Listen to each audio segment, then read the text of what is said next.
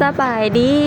สวัสดีค่ะพี่น้องฟังไทยฟังลาวเด้อสาวผู้ใดยินดีต้อนรับเข้าสู่ช่องแม่เลี้ยงเดี่ยวชาแนลเด้อพี่น้องเด้อคลิปนี้สาวผู้ใดก็ตื่นมาแต่เช้าๆแล้วพาพี่น้องมาหาผ้าไม้ไผ่ปอกๆแปลกๆนี่แหละพี่น้องเอ้ยสิผ้าไม้ไผ่ไปเฮ็ดข้อเป็ดเนาะพี่น้องก็สิกลับลงไปไทยเนาะกลับไปไทยก็เฮ็ดข้อเป็ดเล้าเป็ดเล้าไก่เนาะไว้ให้แม่เนาะเล้าไก่หักเพหมดแล้วพี่น้องเอ้ยกะสิเอาไปต่อแนบใส่กับสังกะสีเนาะพี่น้องเอาสิเป็นแนวใดก็ฝากกดไลค์กดแชร์กดติดตามเป็นกำลังใจสาวผู้ไทยเด้อไปรับชมรับเบิ่งบรรยากาศสาวผู้ไทยเฮ็ดเล้าเป็ดเล้าไก่เนาะสิรอดอยู่บ่เด้เนาะพี่น้อง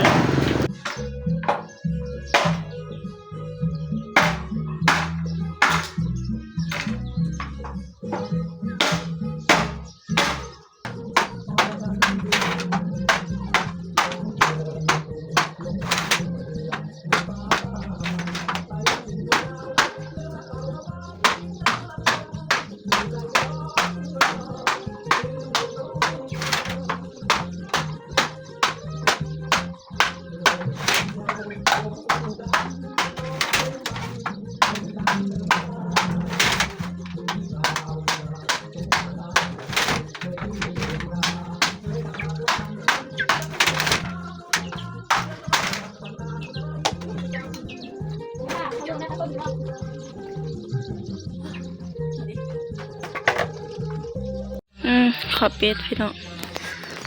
เป็นทรงนี้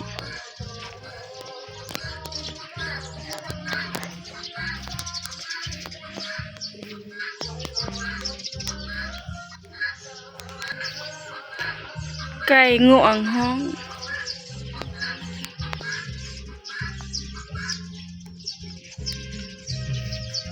ก็จะเอาสังกะสีมุง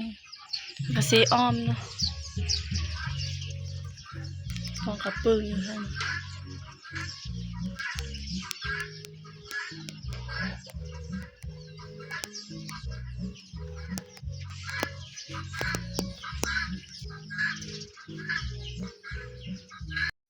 มาเห็ดข้าวเป็ดพี่น้องสิรอดอยู่บ่เด้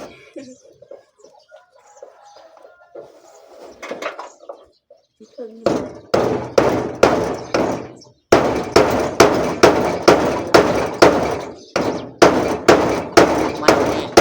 ยาต่อหูต้นไม้ก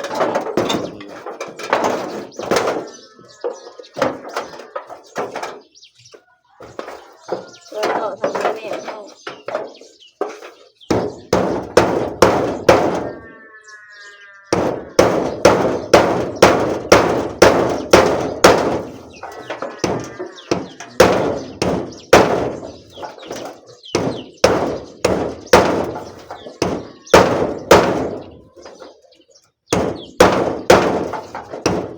อัดข้างนั้นมัน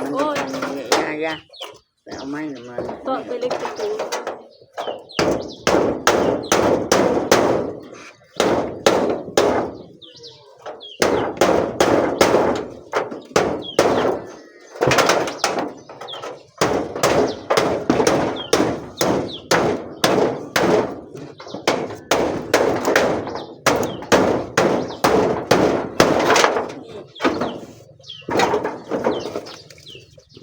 มันจะมีผัก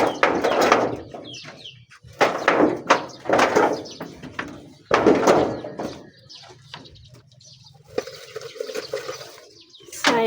คอนตีทุกคนสิรอดอยู่บ่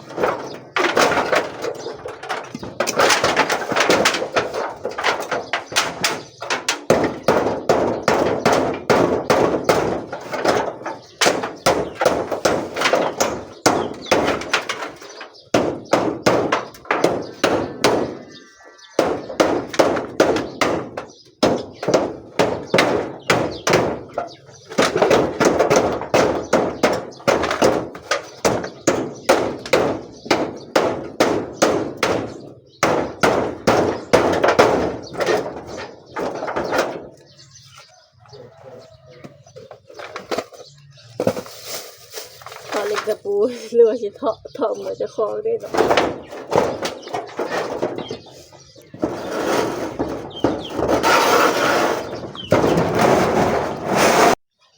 นี่พี่น้องสภาพเขาเป็ดเขาไก่บางสภาพเขาเป็ดเขาไก่ค่อย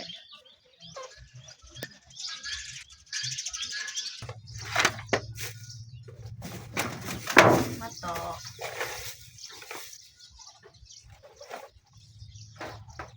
ไม่ได้ใส่ไม่แน่บอก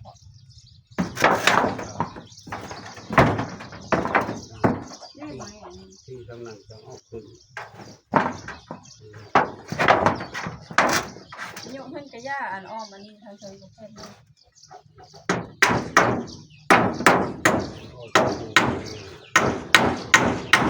กูจังกะซีนะ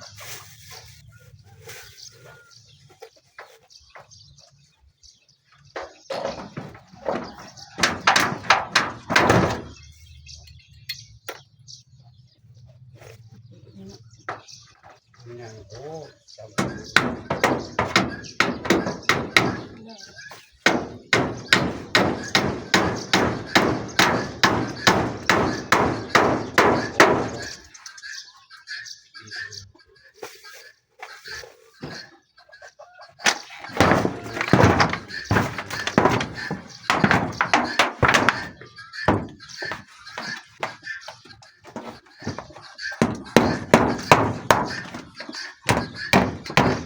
มีช่อง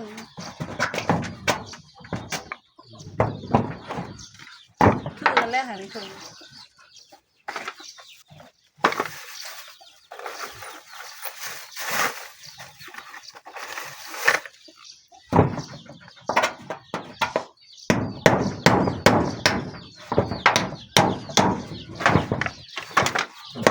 ตะปูซิปเห็ดโคตร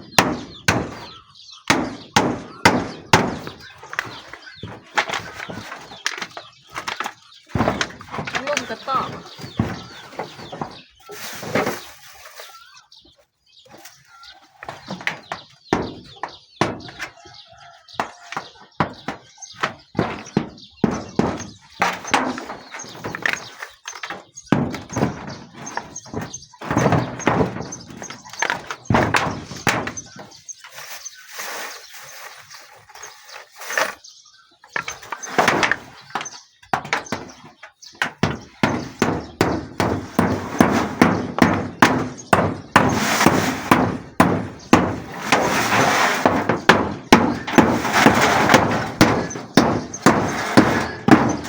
เป็นอะไรกับบอลลูน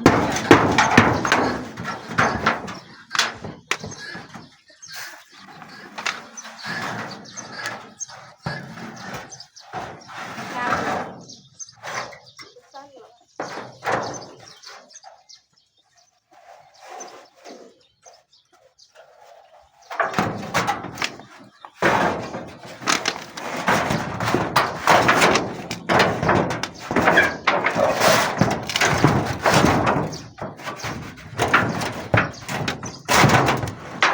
เพราะว่าฉันเราไม่พุ่งเราก็ยาแล้วมันพุ่งตีทั้งต้นเลยบอกนี่ โอเค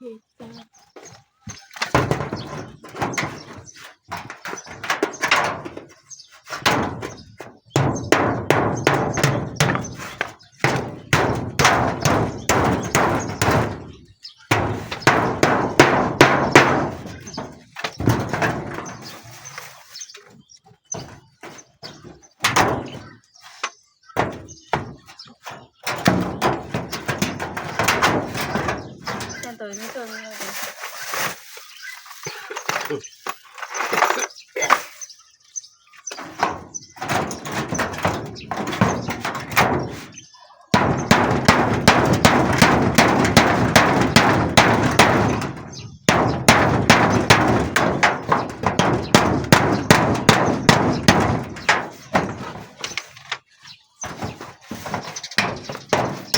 คือบอกว่า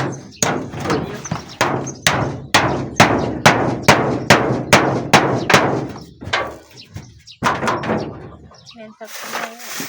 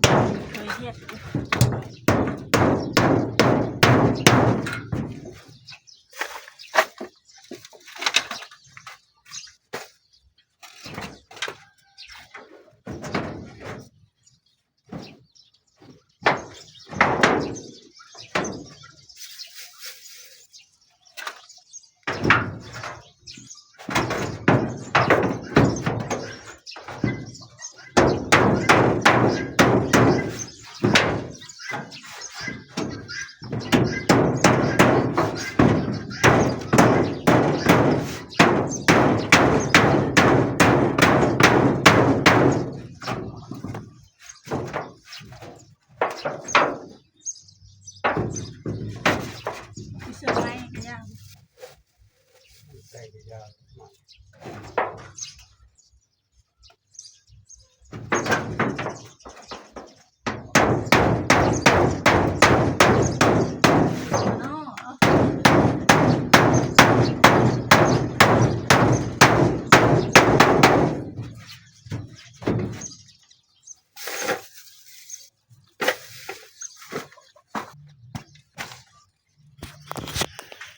จึกได้พี่น้องสีมือ ยังบ่แล้วไปหาสังกะสีสั้นก่อน